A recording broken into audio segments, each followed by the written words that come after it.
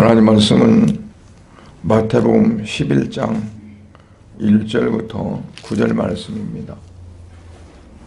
마태복음 11장 1절부터 9절 말씀.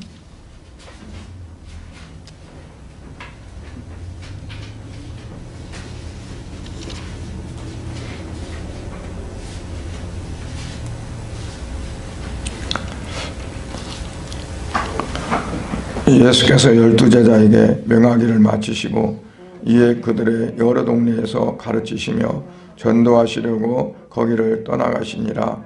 요한이 옥에서 그리스도께서 하신 일을 듣고 제 아들을 보내어 예수께 여짜오되 오실 그이가 당신 오시니까 우리가 다른 일을 기다려오리까. 예수께서 대답하여 이르시되 너희가 가서 듣고 보는 것을 요한에게 알리되 맹인이 보며 못 걷는 사람이 걸으며 나병한 자가 깨끗함을 받으며 못 듣는 자가 들으며 죽은 자가 살아나며 가난한 자에게 복음이 전파된다 하라. 누구든지 나로 말미암아 실족하지 아니하는 자는 복이 있도다 하시니라. 그들이 떠나매 예수께서 무리에게 요한에 대하여 말씀하시되 너희가 무엇을 보려고 광야에 나갔더냐? 바람에 흔들리는 갈대냐? 그러면 너희가 무엇을 보려고 나갔더냐? 부드러운 옷 입은 사람이냐? 부드러운 옷을 입은 사람들은 왕궁에 있느니라. 그러면 너희가 어찌하여 나갔더냐? 선지자를 보기 위함이더냐? 옳다. 내가 너희에게 이르노니 선지자보다 더 나은 자니라. 아멘. 하나님 아버지 은혜를 감사드립니다. 이 시간도 아버지 앞에 예배 드리게 하시고 또 말씀을 읽고 말씀을 나누며 하나님 주시는 은혜를 사모하는 마음으로 또한 주 앞에 우리의 마음을 열게 하심을 감사합니다. 아버지 한 시간도 성령께서 임재하셔서 우리의 각자의 심령 속에 하나님의 은혜가 충만하게 임하는 귀한 시간 되어지도록 은혜를 베풀어 주옵소서. 부족한 종을 단에 세우셔서 말씀을 증거하게 하시오니 연약한 종의 입술을 성령으로 붙드시고 사로잡아 주셔서 하나님 말씀을 온전히 증거할 수 있도록 은혜 베풀어 주시옵시고 성도들의 마음은 활짝 열려서 하나님 말씀을 온전히 받아들이고 그 말씀이 모든 삶을 어거해 나가며 모든 삶을 이끌어감으로 말미암아서 날마다 하나님 앞에 감사로 제사드리며 하나님을 영화롭게 할 수 있는 삶이 되어지도록 은혜 베풀어 주시옵소서. 이 시간도 자리같이 하지 못하고 아버지 하나님 각각 처소에서 하나님 앞에 예배하는 저들의 모든 심령 속에 하나님 이 시간도 똑같은 그러한 이제 은혜로 충만케 하셔서 아버지 앞에 온전히 예배하는 귀한 자리가 되어지도록 은혜 내려 주옵소서. 모든 걸 주께서 이루실 줄 믿사오며 예수 그리스도의 이름으로 기도하옵나이다. 아멘. 우리가 이제 10장을 보면 예수님께서 제자들을 전도를 보내시고 그러면서 여러 가지 말씀으로 그들에게 부탁을 하고 또 권면하는 그런 말씀을 하십니다. 그러고 나서 이제 12제자에게 이제 그렇게 말씀하시고 나서 그 동네에서 다른 동네로 전도하시려고 떠나가셨다 그랬어요. 1절에 보면. 그러니까 제자들을 전도를 보내고 또 전도를 어떻게 하는가 하는 것을 말씀을 하고 또 실제적으로 전도를 하러 이제 나가시는 거죠. 그런데 그때 마침 요한의 제자들이 예수님께 와서 묻는 거예요. 그때 세례 요한은 감옥에 갇혀 있었습니다. 왜 감옥에 갇혀 있었냐면 그 당시에 그 유대의 분봉왕으로 헤롯이 있었는데 분봉왕이라는 것은 같은 그 유대를 이제 구분을 해서 왕으로 세웠어요. 헤롯 1세가 그 아들들을 이제 3명을 나눠서 갈릴리, 혹은 유대, 또 이렇게 나눠서 다스리도록 맡겼어요. 실질적으로는 어떤 이제 하나의 독립적인 그런 왕이라기보다도 통치하는 그런 의미에서 나눈 거죠. 근데 헤롯이 좀 나쁜 일을 했어요. 어떤 나쁜 일을 했냐면 자기 동생이 빌립인데 그 빌립의 아내가 헤로디아입니다. 근데 자기가 이제 다른 나라 공주하고 다른 나라 공주가 아니라 이복 동생이에요. 공주하고 결혼을 했는데 그 이혼을 하고 그리고 자기의 동생 빌립의 아내를 이제 말하자면 빼앗은 거나 마찬가지죠. 그래서 결혼을 하고 그러고 있으니까 세례 요한이 그거를 책망을 합니다. 그건 잘못된 거다. 안 된다. 그러니까 그 헤롯이 기분이 나쁘죠. 그리고 계속 이제 한 번 해서 모르는데 계속 그러니까 그 헤롯이 세례 요한을 옥에다 가뒀어요. 옥에서 이제 복음을 전하다가 옥에 갇혀 있어요. 그리고 예수님은 이제 그 전에 세례를 요단강에서 받았잖아요. 세례 요한에게.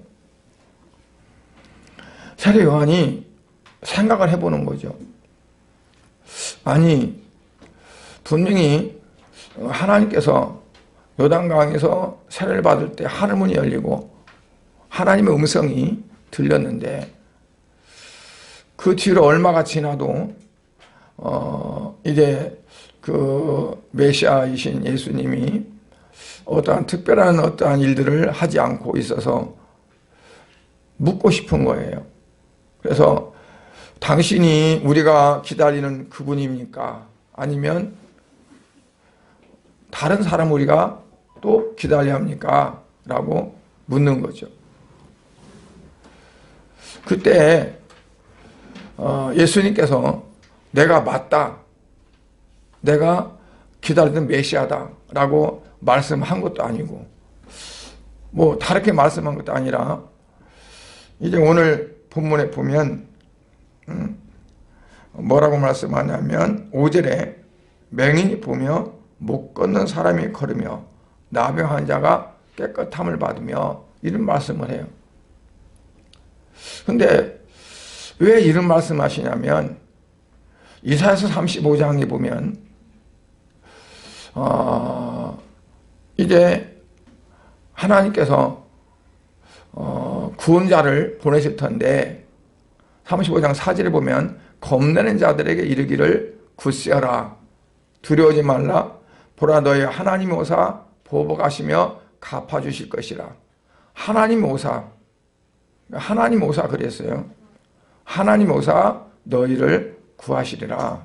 그때 맹인의 눈이 밝을 것이며 못 듣는 사람의 귀가 열릴 것이며 그때 이제 저는 자, 즉 제대로 걷지 못하고 저는 자는 사슴같이 뛸 것이며 말 못하는 자의 혀는 노래하니니 이는 광야에서 물이 솟겠고 사막에서 시내가 흐를 것임이라 그랬거든요.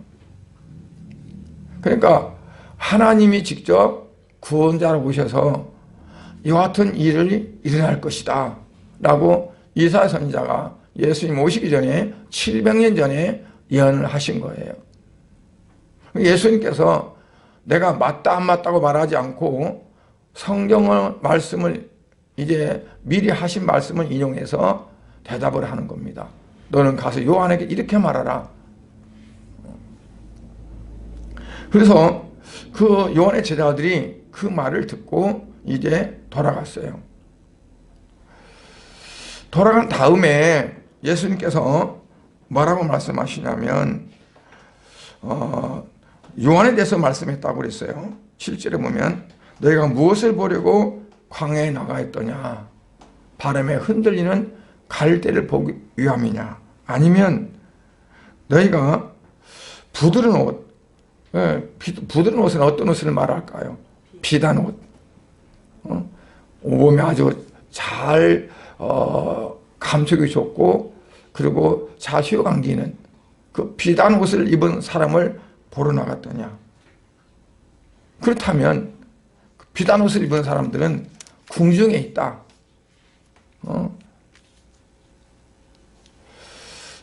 그러면 너희가 선지자를 보러 나갔느냐? 옳다.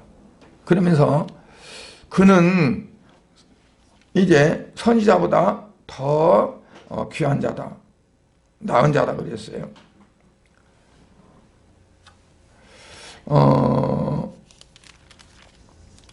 그래서 오늘 이 말씀 속에서 제가 말씀드리고자 하는 것은, 갈대를 예수님께서 말씀하시는데 갈대를 보러 갔느냐. 갈대는 속이 비어있는 그런 강가에나 어디 있는 그러한 나무잖아요. 그래서 바람이 불면 가만히 서 있지는 못해요. 조그만 바람이 불어도 그 바람이 그 갈대를 그냥 놔두지를 않아요. 그리고 그 갈대는 속이 비어서 무겁지를 않아요. 가벼워요. 가벼운 줄기에 비해서 이파리가 너무 많아. 그래서 바람이 조금만 불어도 소리를 내면서 흔들려요. 옆에 갈대하고 부딪히고, 바람에 자기 이파리끼리 부딪히기도 하고, 옆에 이파리끼리 부딪히기도 하면서 소리를 아주 많이 내면서 흔들려요. 그래서 이 갈대는 마치 연약해서 조그만 어떤 일이 있어도 이리 흔들 저리 흔들리는 사람을 가리켜서 갈대와 같다고 그죠.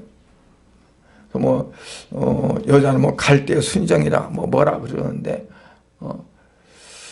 요즘은 가만히 보면 여성들이 더 강한 것 같더라고요. 남자들은 흔들리고 여성은 강하고 하는 시대니만큼 그런지, 여기서 주님이 말씀하신 것은 뭐냐면, 자, 지금 제사들이 어떻게 할 거예요? 들었잖아요. 요한의 제사들이 와서 우리가 당신을 기다리는 그분이 바로 당신입니까? 이사야 선지자를 통해서 하나님이 오셔서 우리를 구원하실 터인데, 그런 오실 것들을 많이 구약에서 예언했거든요. 메시아가 온다는 걸. 그래서 세례 요한은 예수님 오시기 전에 6개월 전에 이제 이 세상에 오셔서 하나님으로부터 어떤 사명을 받았습니까? 메시아가 올 텐데 그 길을 미리 가서 닦으라 하는 그러한 사명을 받아서 열심히 외쳤어요. 집에서 좋은 집에 자지는 것도 아니고, 광야에서 이슬 맞으며 잠자면서 옷도 그 짐승의 털옷을, 짐승의 가죽으로 옷을 입고, 먹을 것은 산에서 석청을 먹고, 어떤 사람들은 야, 그때 진짜 좋은 거 먹었네. 그런데 좋은 거 먹고 싶어서 먹은 것이 아니라 산에서 주로 살아서 먹을 게 없으니까 석청을 먹은 거예요. 그러면서 오실 그 주님을 준비하기 위해서 강에서 세례를 베풀고 회개하라 천국이 가까웠다 그러면서 복음을 전했던 분이죠. 그런데 아니, 이분이 감옥에 갇히니까 마음이 약해졌나? 뭐가 좀 마음이 흔들렸나? 하는 그러한 것을 지금 의심할 수 있는 그러한 상황이거든요. 그렇잖아요. 예수님은 이사야 선지자가 예언하신 말씀을 그대로 들려주면서 너는 가서 세례 요한에게 이렇게 말하더라 하라 라고 전했어요. 그건 분명히 구약에서 이사야 선지자를 통해서 예언했던 그가 바로 나다 하는 것을 간접적으로 확실하게 말해주는 거죠. 내가 맞다고도 아니고 네가 이 들은 대로 가서 말하라. 그런데 예수님의 제자들이나 그 주위에 예수님이 곁에 있는 사람들은 어떻게 생각할 거예요? 아, 세례 요한이 확실히 믿지 않나 보다. 우리 예수님이 하늘에서 오신 것을 믿지 않나 보다 하는 그런 마음을 가질 수 있을 거라는 생각이에요. 그래서 예수님께서 이제 7절에 보면 무리에게 요한에 대하여 말씀하시되 너희가 무엇을 보려고 강에 나갔더냐? 바람에 흔들리는 갈대를 보러 나갔더냐? 그러니까 이들이 뭐냐면 광야에 나가서 본 거는 세례 요한을 의미하는 겁니다. 광야에서 외치고 그랬으니까. 그래서 광야에 외치는 소리라 그랬거든요. 세례 요한을 가르쳐서. 왜 소리라고 했을까요?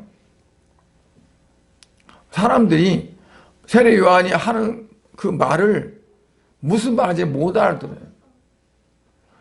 어떤 의미가 없는 말을 들으면 그건 말이 아니라 소리입니다. 누가 말을 하는데 그 말을 뜻을 알아듣지 못해. 그러면 소리에 불과하는 거예요.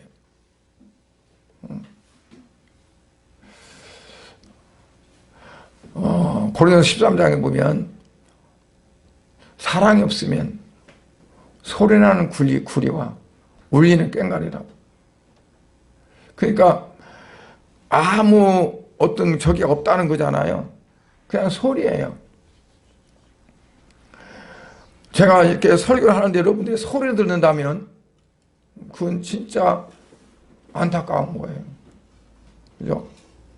저기 무슨 소리야? 그러면. 그러니까 뭐냐면 세례 요한이 회개하라 천국이 가까웠다 뭐 했다 그렇게 외쳤어도 저게 무슨 얘기야 라고 알았지 못했기 때문에 그런 거예요. 소리라고 하는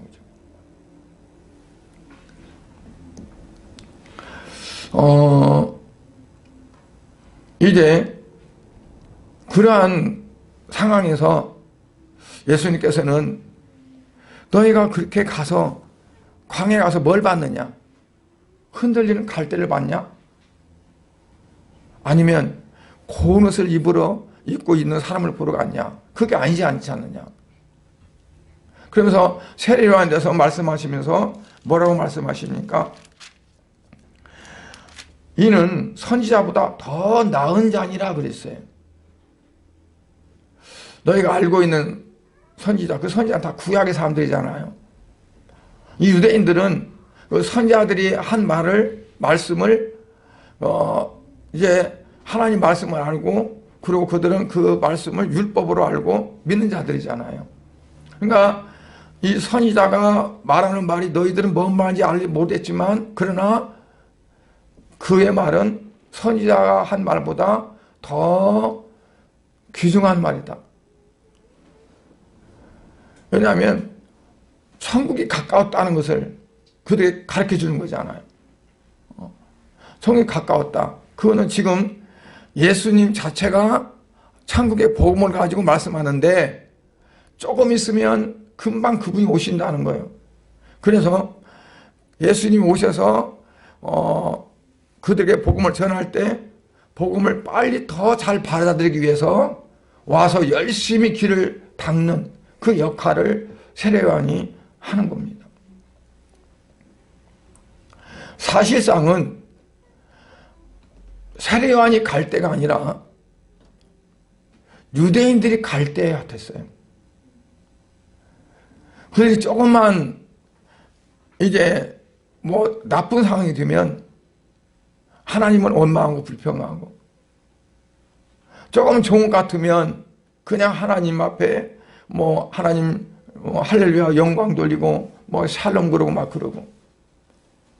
그러니까 어떠한 확고한 그 줏대가 없이 상황에 따라서 환경에 따라서 어떤 것에 따라서 흔들리는 우왕좌왕하는 그러한 가만히 있지 못하는 그러한 믿음을 갖고 있는 사람들을 말씀하는 거죠.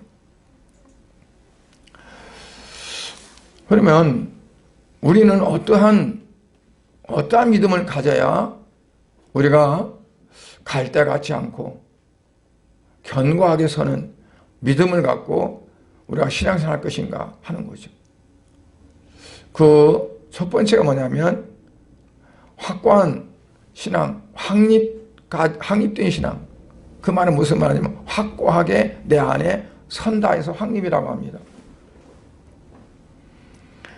신앙관이 그리고 가치관이 나의 믿음관이 내 안에서 뚜렷하게 서 있어야 한다는 거죠. 그게 안 서 있으면 흔들릴 수밖에 없어요. 그게 서 있는다는 것은 예수님께서 믿음에 관해서 어떤 표현을 했다고 그랬어요? 지난번에 믿음은 추상적인 것이기 때문에 어떻게 생겼다 표현할 수 없으니까 건축자의 집을 가지고 말씀했다고 그랬어요.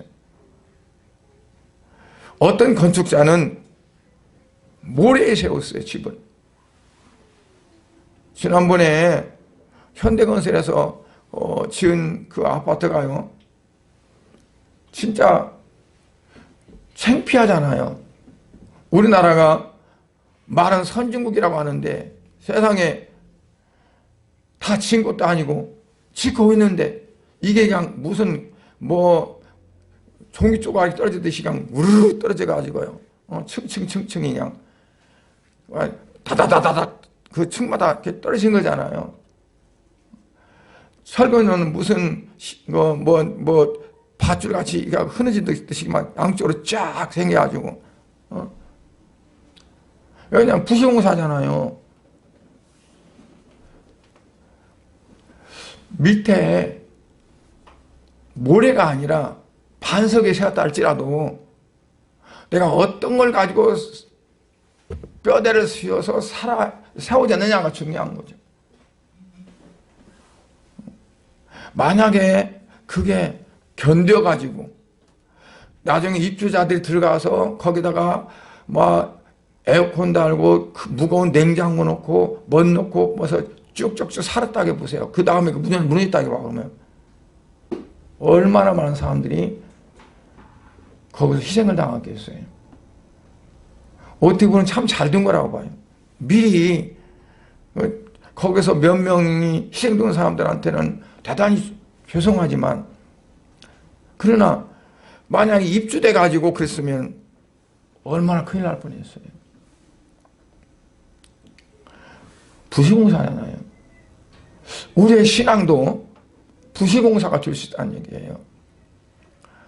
기초가 잘못됐으면 밑에서부터 무너지는 거고, 건축 자재가 잘못됐고 시공 자체가 잘못됐으면 그냥 중간에서도 무너질 수 있고 위에서 무너질 수 있는 거고 뭐 어디에서 무너질지 모르는 거죠. 그러니까 우리의 믿음 자체가 견고하게 서고 또 서가는 것도 제대로 돼야 된다는 거죠. 제대로. 그 제대로가 바로 성경대로입니다. 여러분 만약에 건축자가 설계를 하잖아요. 설계도가 있어야 허가가 나오잖아요. 그런데 설계를 이렇게 무너지게 설계했겠어요? 설계해서 감리하고 감리해가지고 하는 건데 철골도 뭐뭐 쓸 거 다 계산적으로 해서 지탱할 만한 거 다 넣는 거죠. 그런데 이거를 바꾸는 거예요. 그대로 안 하는 거야. 왜냐하면 돈 조금 들어가려고. 그리고 이게 적어도 한 층을 해서 7 이상 돼가지고 이게 세면이 완전히 양성이 돼가지고 위에다 돼야 하는데 아니 양성되지 않은 상태에서 힘받지 못한 여기다가 그냥 받쳐놓고 또 위에다 받치고 또 치고 또 치고 또 치고 그렇게 올라가요. 집주인도 보면 하루 지나고 나서 위에다가 또 기둥을 세워요. 그리고 또 위에다가 또 걸고 또 공사해. 그래가지고 또 세면 부숴. 하루 지나면 또 그래. 그러니까 이게 양성이 제대로 되지 않은 상태. 그러니까 한 번 무너지면 여기서 딱 무너지면요 밑에서 받칠 힘이 없어요. 그냥 그대로 내려가는 거야, 이제. 공법대로 안 하는 거죠. 성경이 하나의 설계도와 마찬가지예요. 공법과 같아요. 그대로 하면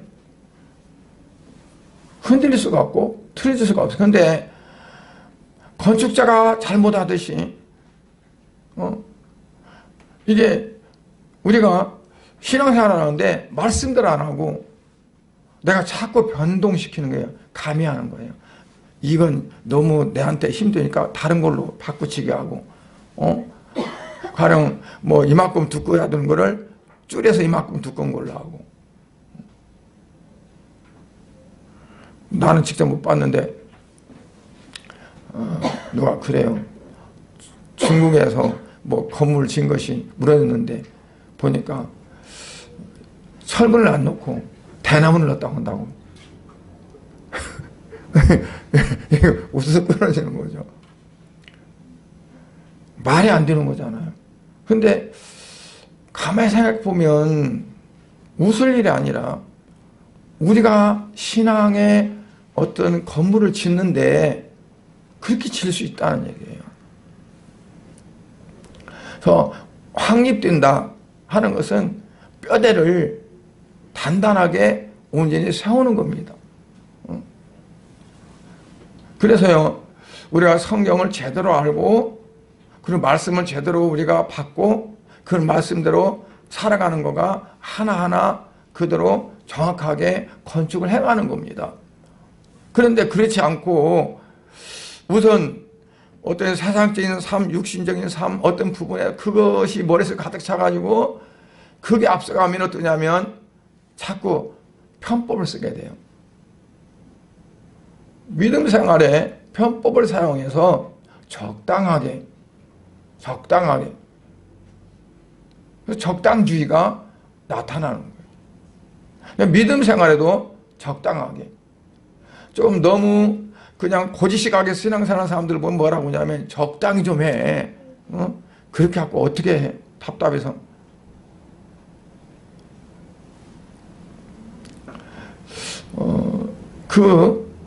가장 중요한 철거리 뭐냐면 십자가와 부활입니다. 십자가와 부활. 그러니까 예수 그리스도의 십자가가 가장 중심이 돼요. 역사의 중심도 되고 우리의 인생의 중심의 분기점도 돼요. 내 안에 십자가가 세워진 그 전과 그 후와는 너무나 다른 거예요.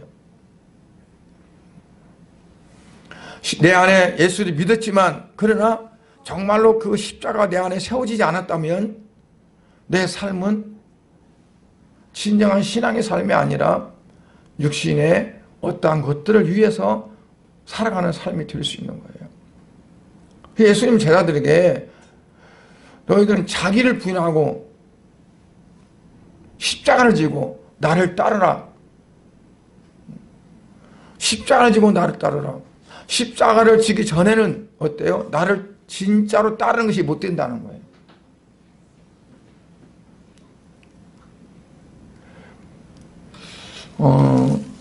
그래서 우리가 내 안에 정말 사도 바울처럼 내가 그리스도와 함께 십자가 못 박겠다고 하는 그 자체가 되지 않으면 내 안에 믿음의 어떠한 그런 것들이 확실하고 확립적으로 세워지지 않았다고 우리가 생각해야 돼요.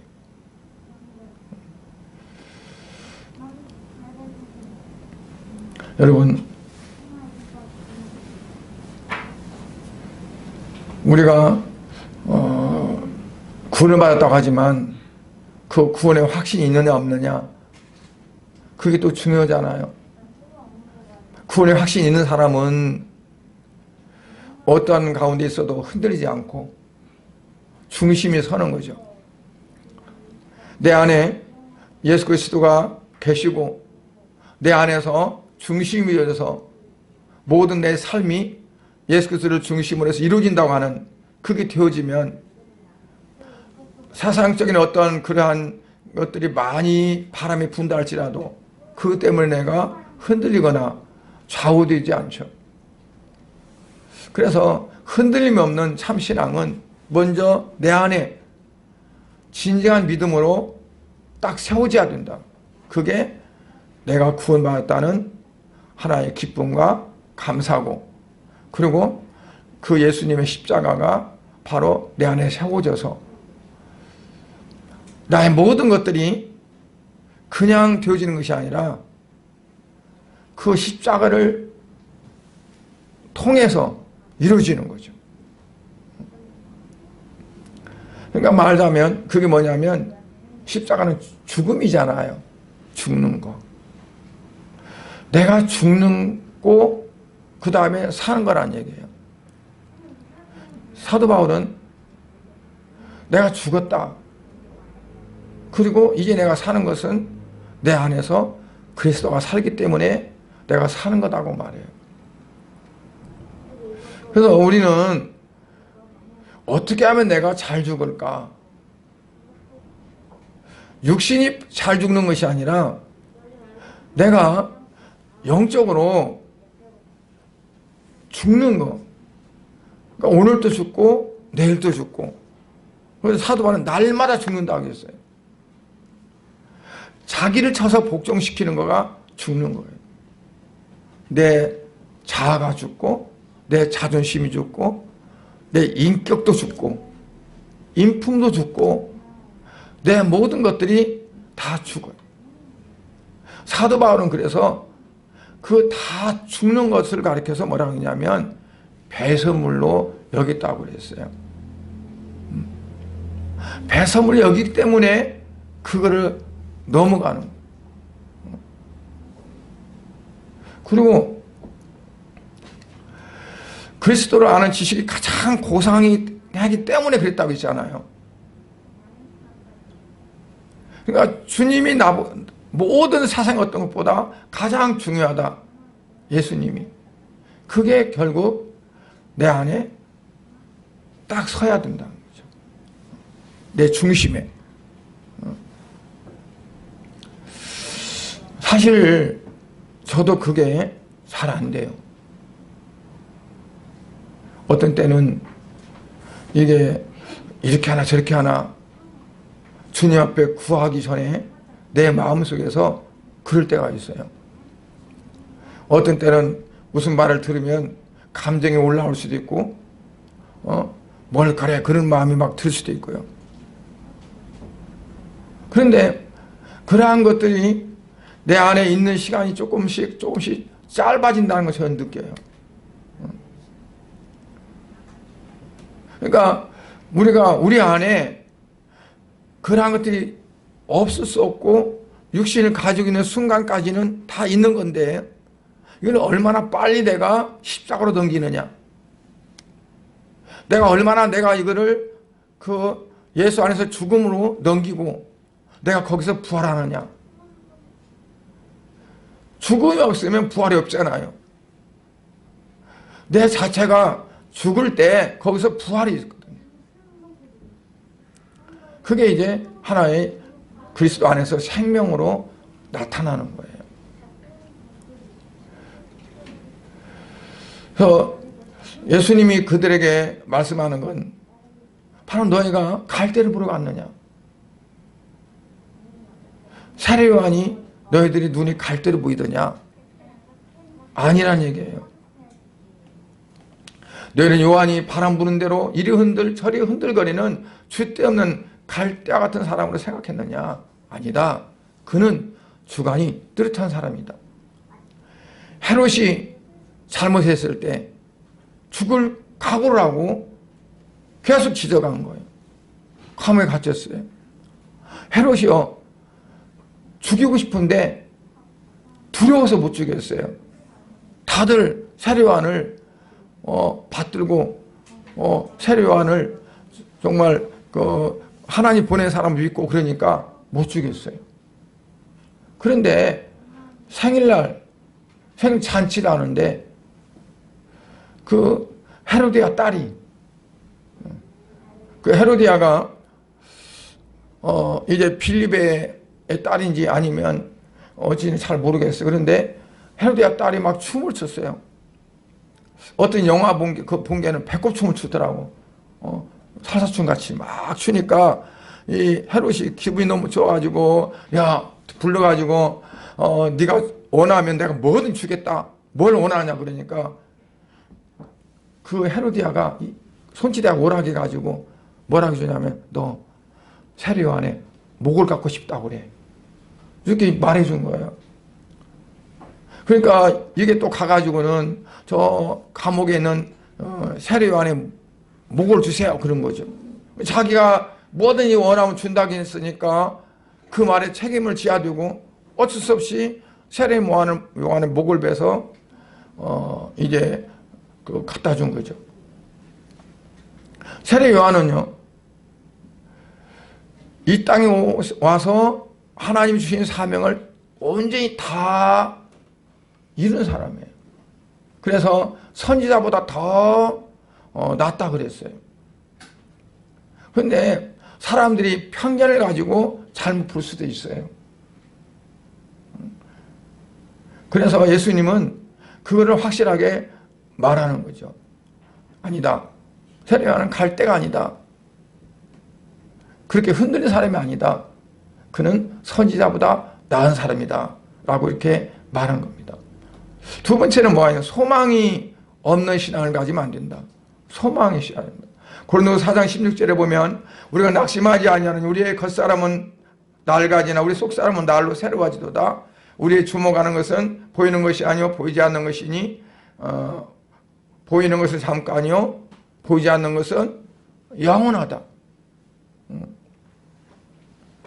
우리가 보는 것은 뭘 보느냐? 보이는 걸 보냐? 보이지 않는 걸 보느냐? 대부분 다 보이는 걸 원하지만 보려고 하지만 보이지 않는 것은 영원하기 때문에 보이지 않는 것을 보려고 해야 된다. 여러분 세례 요한을 사람들이 뭘 봤을까요? 겉을 봤죠. 예수님이 오셨어도 예수님을 뭘로 봅니까? 겉을 봐요. 이사야서도 보면 뭐야 이새 뿌리에서 났는데 연하 순이 났는데 보기에도 아름답지 못하고 사람들이 다 좋아하지 않았다.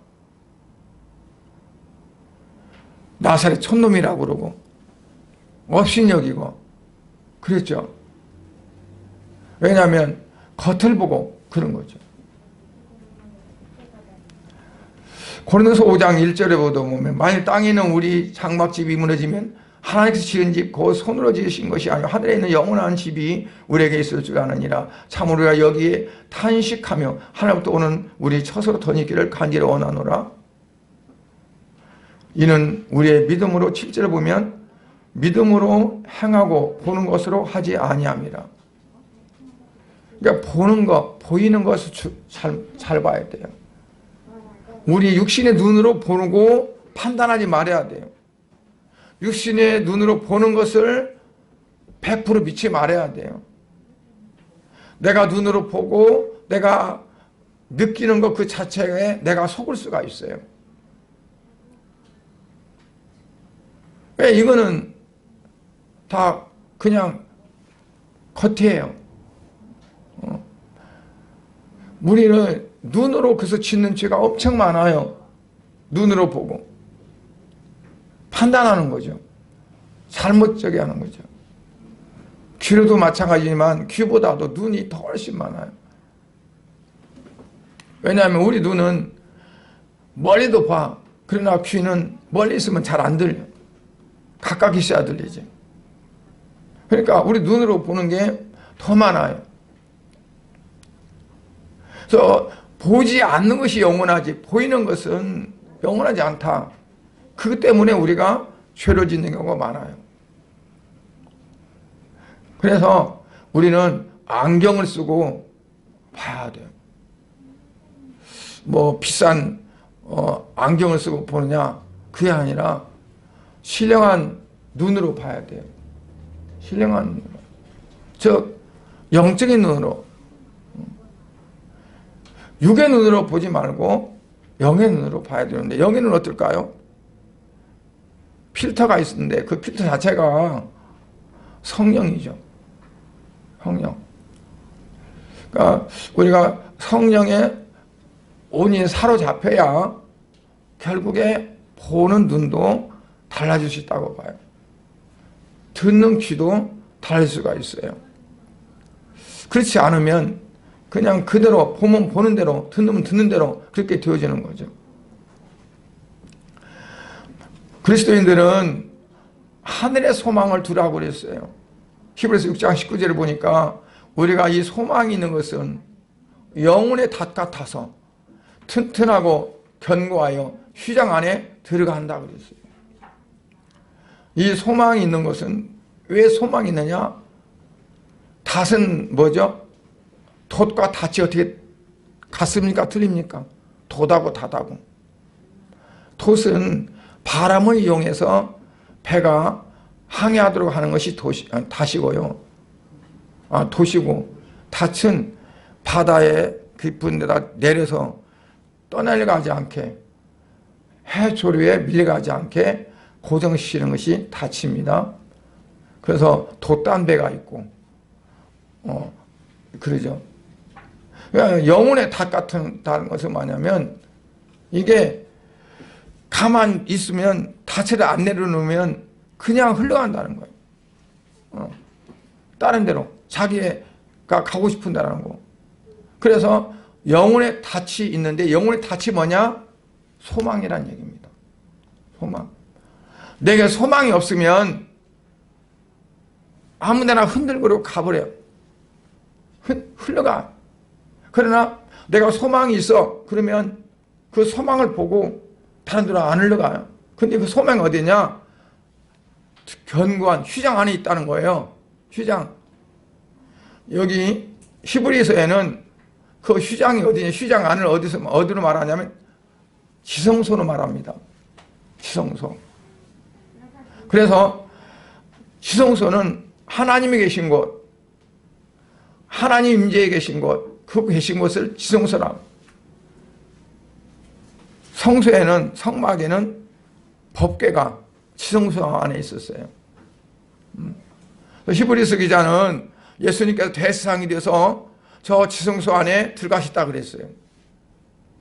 우리가 그 휘장 안에 거기다 소망을 두고 천국에다 소망을 둔다는 얘기입니다. 다시 말하면 천국에 소망을 두고 우리가 살아갈 때 우리가 흔들리지 않고 다른 데로 새나가지 않고 하나님을 향해서 주님을 향해서 갈 수 있다는 거예요.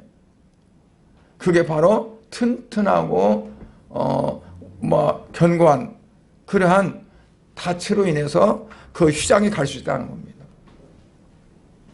그래서 우리의 닻을 여러분들이 다 가지고 있어야 되잖아요. 그 닻은 뭐라고요? 소망이라. 어떤 소망? 천국의 소망. 그리고 사도 바울은 그리스도 자체가 우리의 소망이라고 그랬어요. 그리스도가. 그러니까 그리스도, 예수 그리스도가 나의 소망이요. 나는 하늘에 시민권에 있어서 갈 텐데 어디까지 가느냐? 하늘나라까지, 휘장 안에까지 우리가 들어갈 수 있는 그걸 바라보고 우리가 신앙생활을 해야 될 줄 믿습니다. 에베소 6장 24절에 보면 뭐라고 하냐면 우리 주 예수 그리스도를 변함없이 사랑하는 모든 자에게 은혜가 있을지어다 그랬어요. 어떤 자에게 은혜가 있을지어다? 예수 그리스도를 변함없이 사랑하는 자. 그러니까 아까 그리스도가 소망이라고 했잖아요. 그 소망이 예수 그리스도를 변함없이 사랑하는 것. 변함없이라는 말이 굉장히 중요한데 사실은 어렵습니다. 내가 힘쓰고 애쓰지 않으면 그렇게 할 수가 없어요. 변함이 없다는 것은 흔들리지 않는다는 거죠. 내 마음이 낙심이 돼서도 안 돼. 절망이 돼도 안 돼. 항상 소망을 갖고 이겨나가야 돼. 아니야. 하나님께서 주님께서 분명히 이렇게 하셔. 하는 그 소망이셔. 창세기 보면요, 22장, 24장에 이제 사라가 먼저 죽었어요. 죽었는데 아브라함이 이 아들을 장가를 보내야 돼. 근데 어떻게 보내? 자기 종을 보내면서 신부가 한번 구해오라고 그러죠. 근데 아브라함이 어떻게 구하라고 합니까? 가서 하나님께서 다 미리 준비해 놓을 테니까 가서 데려와. 그죠? 가서 데려오라고. 그럼 안 따르면 어떻게 해요? 만약 안 따른다면 내가 너와 언약한 그 언약이 없는 걸로 해. 그건 뭐냐면 하나님께서 미리 다 준비해 놓고 계신다. 그러니 너는 가서 그냥 데려오면 된다. 안 따라오면 그는 하나님이 그렇게 하실 리가 없겠지만 만약 안 따라온다면 그냥 너와 내가 언약한 그 자체는 무효다라고 말을 해. 근데 그게 무산됐느냐? 그냥 하나님이 다 해놓으셔가지고 그냥 준비해놓은 거 그대로 와서 데리고 왔어요. 그래서 이삭의 아내가 됐어요. 하나님의 언약하신 언약 자체가 성취되고 이루어졌어요.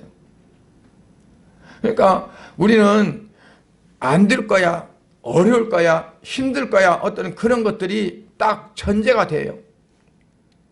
내가 생각할 때 세상적 어떤 판단으로 그게 딱 되어서 미리 포기하고 미리 절망 가운데 빠져요. 그런데 소망을 어디 두라고요?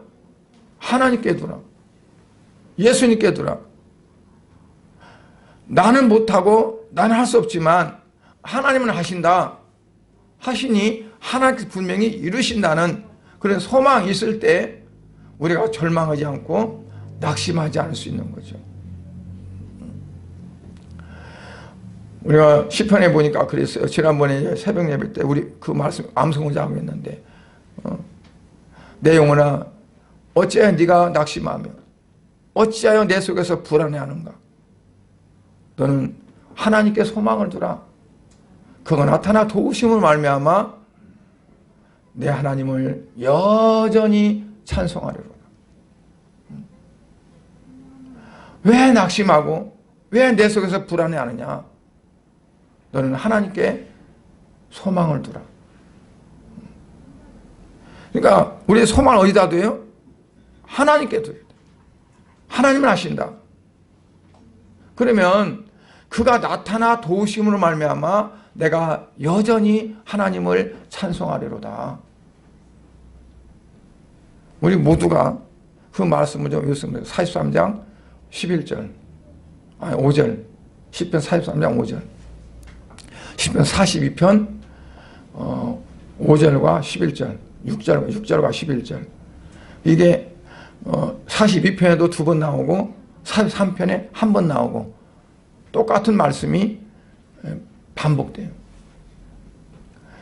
왜냐하면 사람들이 불안에 떠니까, 믿지 못하니까, 낙심하니까, 좌절하니까.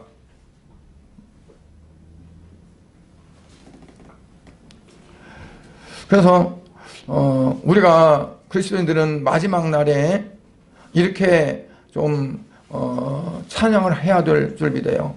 만세 반석 열리니 내가 들어갑니다. 창에 허리 상하여 물과 피를 흘린 것 내게 요험되어서 정결하게 하소서. 살아생전 숨쉬고 죽어 세상 떠나서 걸어가신 주 앞에 끝날 심판당할 때 만세 반석 열리니 내가 들어갑니다. 만세 반석 열리니 내가 들어갑니다. 그 무슨 말씀이에요? 만세 반석은 반석이 예수님이잖아요. 예수 그리스도가 반석이지. 흔들리지 않는 반석, 영원한 반석. 그 예수 그리스도를 통해서 내가 들어가는 거죠. 하늘나라에. 보좌의 소망을 갖고 우리가 이 땅에 있는 것들은 다 썩어질 것들입니다. 언젠가는 다 나하고 분리될 것들입니다. 지금은 내 의지가 될 수도 있고 내 어떠한 도움이 될 수도 있고 내 어떤 영향이 될 수 있지만 어느 순간에는 이것들이 다 나와 무관하게 되어집니다. 그리고 오직 주님만. 그래서 그 주님을 통해서 내가 천국에 갈 수.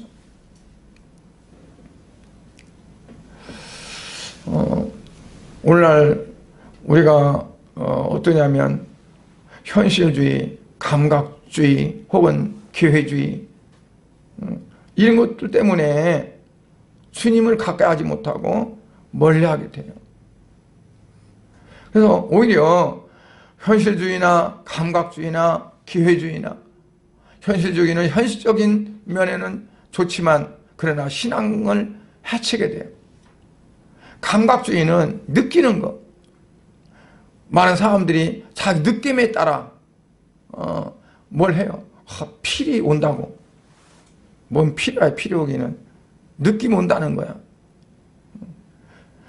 그래서 그 느낌을 굉장히 중요시 여기는 사람들이 많아요. 희열을 느껴요. 그러다 보니까 신앙과는 관계가 멀어져요.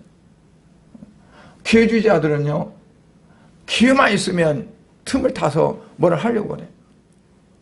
신앙생활도 기회적으로 신앙생활하면요, 그냥 눈치 봐요. 살랑살랑 그러면서 살살 하면서 그냥 자기 어떤 이속을 챙기려고 하는 그런 내용이 분명하지 않아요. 즉 믿음의 내용이 분명하지 못해서 이런 사람들은 조그만 어린이에 있어 흔들리게 돼요. 참된 신앙이 우리에게 있어야 돼요. 그 참된 신앙은 부활신앙을 소유한 그리스도인만이 이게 될 수가 있어요. 그 부활신앙은 아까 말씀한 대로 십자가 없이는 부활이 없어요. 내가 죽는 흔적이 있어야 부활이 있어요. 이래서 죽고 저래서 죽고 이래도 참고 저래도 참고 내가 죽고 또 죽어 뭐 100번 고쳐 죽어 100골에 친 터지도 시라리 꺾고 하는 그 시가 있더라. 이명한 일판단심이야 가실 줄이 있으랴. 고려의 충신 정몽주가 거잖아요. 근데 우리 기독교인들이 그래야 돼요. 이 몸이 죽고 죽어 100번 고쳐 죽어 100골에 치면서 넋이라지 꽂고 임 향한 임은 누구예요? 고려 충신은 임금이 임이었지만 우리의 임은 누굴까요? 예수님이 임이죠. 예수님이. 예수님을 향한 일편단심이야. 가실 줄이 있으랴.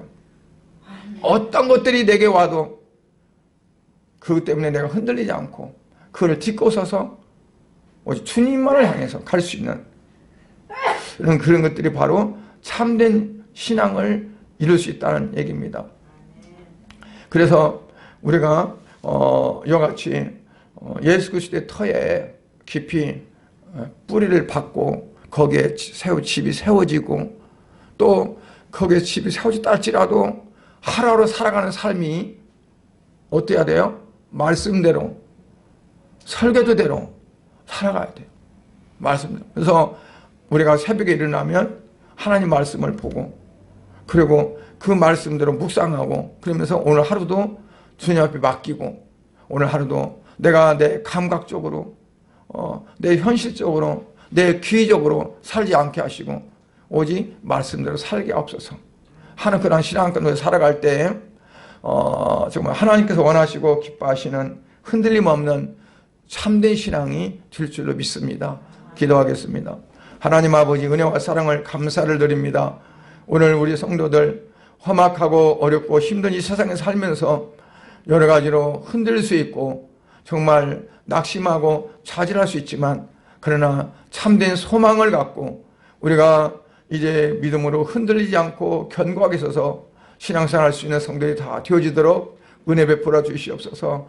만세바성 열리니 내가 들어갑니다 하는 그러한 믿음의 고백처럼 우리의 고백이 되게 하시고, 우리의 소망이 참된 예수 그리스도가 소망이심으로 우리 주 그리스도만 바라보고 살아갈 수 있도록 은혜 베풀어 주시옵소서.